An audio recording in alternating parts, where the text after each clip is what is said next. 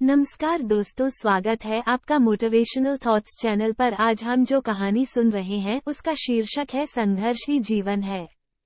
कहानी शुरू करने से पहले आप सभी चैनल को लाइक और सब्सक्राइब करें ताकि आगे आने वाली और भी मोटिवेशनल कहानियों का नोटिफिकेशन आपको मिल सके।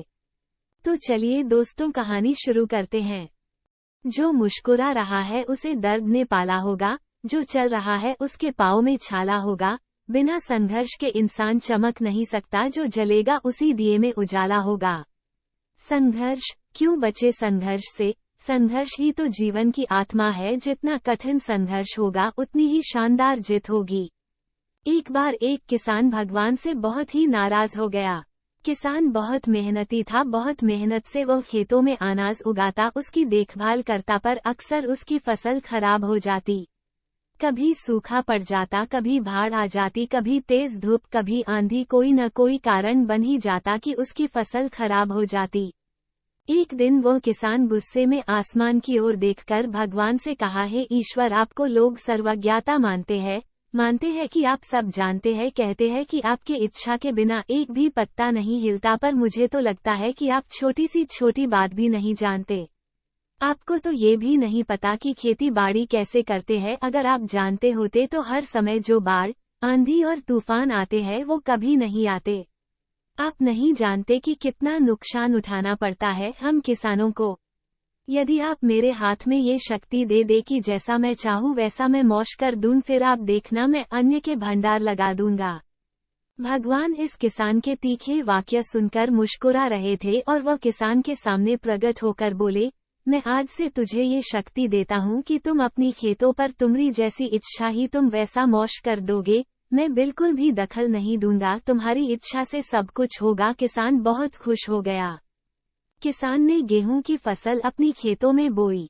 जब उसे लगा कि खेतों को धूप चाहिए तो खेतों को धूप मिले, जब पानी बरसना चाहिए तभी पानी बरसा।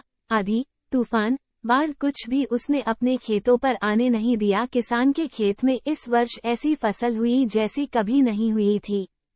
हरी भरी लहलहाती फसल। मन ही मन वो बहुत खुश हो गया और सोचने लगा, अब सबूत के साथ दिखाऊंगा भगवान को कि इसे कहते हैं शक्ति का सही उपयोग। मेरी सफलता देखकर उन्हें अपनी नियम जरूर बदलने पड़ेंगे। कुछ दिन गुजरे, फसल कटने को तैयार हो गए। किसान बहुत उत्सुकता के साथ फसल को काटने लगा, पर जैसे ही उसकी नजर गेहूं की बालियों पर गया तो उसने अपना सिर पिट लिया और वो रोने चिल्लाने लगा। गेहूं की एक भी बाली के अंदर गेहूं का दाना नहीं था, सारी बालियां अंदर से खाली थी। किसान बहुत दुखी हो गया। उसने भगवान को रोते हुए फिर पुकारा, हे प्रभु, तुमने ये मेरे साथ क्या किया? क्या तुमने मुझे कोई सजा दी? भगवान बोले, पुत्र, ये तो होना ही था। तुमने पौधों को संघर्ष करने का मौका ही कहाँ दिया? ना तो तुमने उन्हें आंधियों से जूझने दिया, ना तेज बारिश से सहने दिया और ना ही धूप में तपने दिया। एक भी चुनौती का सामना तुमने उन्हें नहीं करने दिया, इसीलिए सारे पौधे अंदर से खोखले रह गए। जब आंधी, तूफान, तेज बारिश और धूप पड़ती है तभी ये पौधा अपने अस्तित्व को बचाने के लिए संघर्ष करते हैं, और इसी संघर्ष से एक बल पैदा होता है जिसमें शक्ति होती है, ऊर्जा होती है, और यही ऊर्जा पूर्ति तेरे गेहूं के दानों की तरह जो नहीं फूटी। तूने उन्हें कठिन परिस्थितियों से गुजरने ही नहीं दिया जहां उनके अस्तित्व का जन्म होता।